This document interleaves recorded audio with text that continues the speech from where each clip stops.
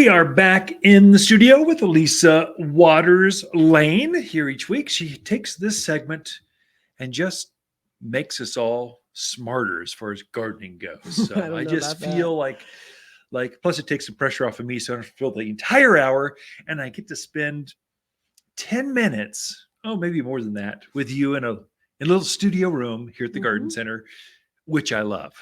Yes. Okay.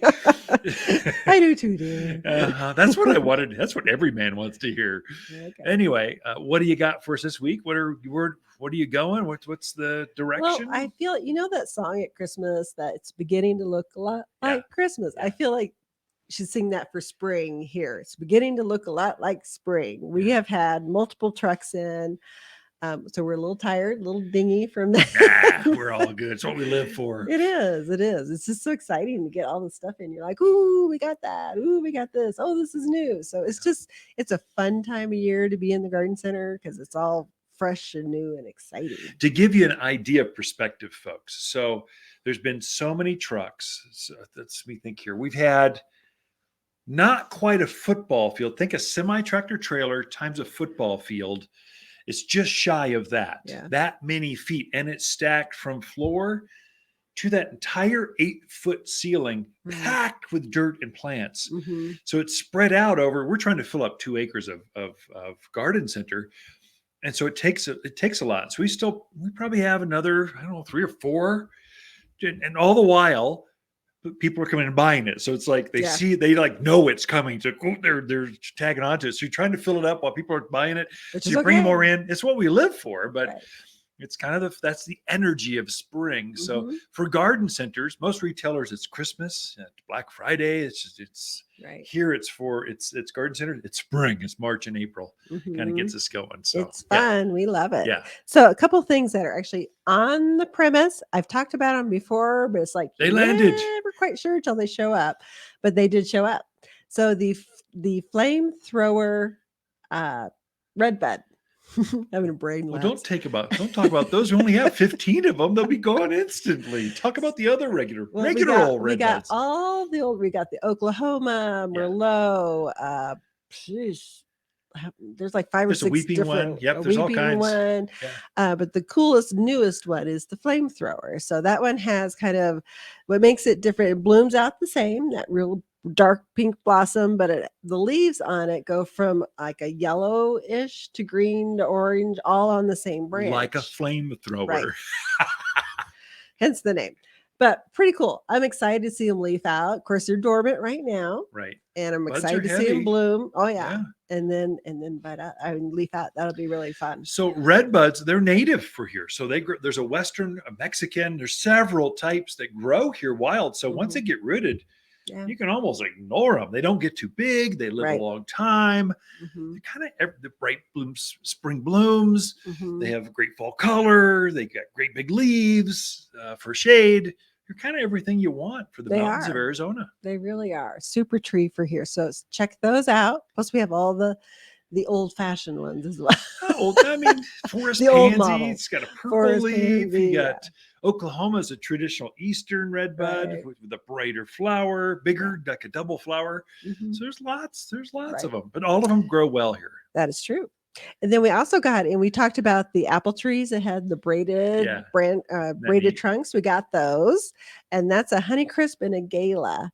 And they've kind of braided them, twisted them around each other. Really neat.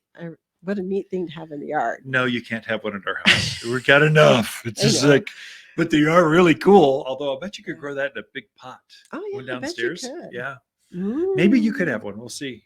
They'll go quick. A braided fruit tree, like a braided hair, but taking the trunks, and so you get this funky two fruits on the same tree that grows up. I've never seen such a thing. How do they do this stuff? Who creates this stuff? Crazy gardeners. We got some beautiful rhododendrons and huge. I mean, huge, almost as tall as I am. Huge. Yeah. They're beautiful and all budded up. They're going to be starting to bloom fairly soon here. Just absolutely gorgeous. If you've got the right spot for a rhodie, you need to put one in. So they kind of like that shaded, very filtered light spot, but most of them are evergreen.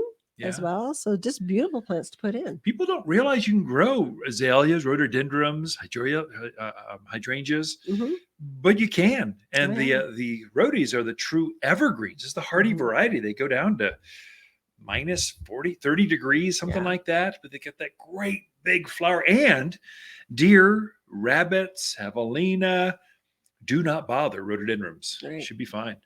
Just give them shade. Right. So check those out. We got the great big ones, and then we have some of the more dwarf varieties too. So if you have a smaller space to fill that's shady, you can put those in there. Who wants a dwarf in the yard? Well, Come sometimes on. you need smaller plants. Okay, next to the patio. I'm thinking gnomes. No, that's what you want.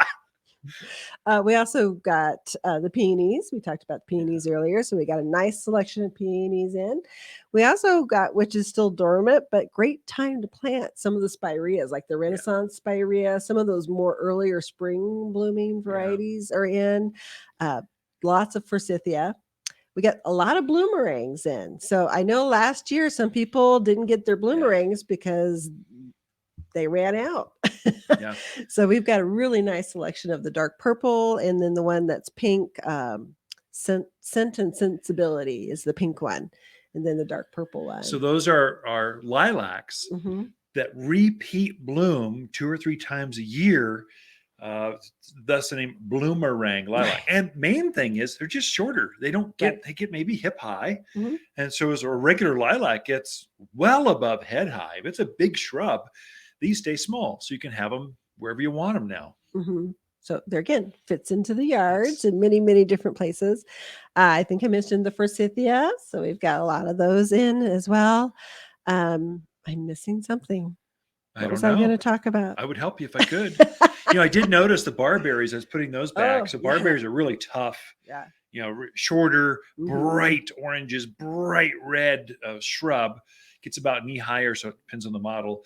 But they were starting to leaf out here in the garden center. So they're starting. You can see the very leaves, not big leaves, but you can see they broke bud, and now they've got tiny foliage. And by the time they get done, give them a month, they'll be this solid orange shrub that just glows out in the yard. So that brings up a good point. So I've had people worried that, they're starting to leaf. Can I still plant it? I know we got cold. I just say, they're fine.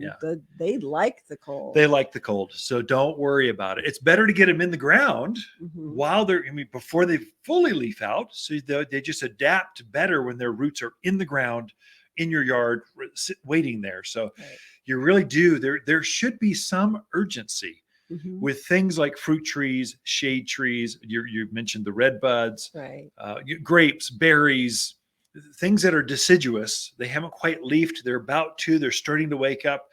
You should really, really get those in the ground. It's not that you can't plant them after they're fully leafed. I mean, we sell a lot more grapes when they've got full leaves and grape clusters on them. But it's better to put them in before they wake up. So wake up on your timing. There's less transplant shock. There's a lot of benefits to planting early. Anyway. One of the other things we got in that I thought was kind of cool is a raspberry shortcake. Oh, blueberry? It's a raspberry. Raspberry. Sorry, I was thinking. I don't know what I was thinking. Wasn't thinking. But instead of brambling, like most of your raspberries do, this one creates more like a shrub type thing. So great for containers. Smaller spaces there again. It'd be great. That's in now. I missed that. So I'm sure I unloaded it. I'm sure I got the scars on my hands for it. I just didn't. They're all tied up, and it's kind of the loading dock is a mess when those trucks come in. There's stakes everywhere. There's tie tape everywhere. But when you get all done, you go, what just happened? Like a bomb went off. But no, it's a plant bomb. So lots of new things, a lot of new conifers in. If you've been waiting, now is the time to come check out the availabilities. So you're saying if you've been waiting, stop it. Stop waiting. You can plant. You're in the planting season. We're here. The ground is not frozen. You can put things in. Go for it. Water them right now until they leaf out. Every 10, 14 days. Keep it moist. Once they leaf out, water them once or twice a week at that point, and then you're good to go. All right. Thank you, Lisa. Ken and Lisa Lane, the Mountain Gardeners. Be right back after this.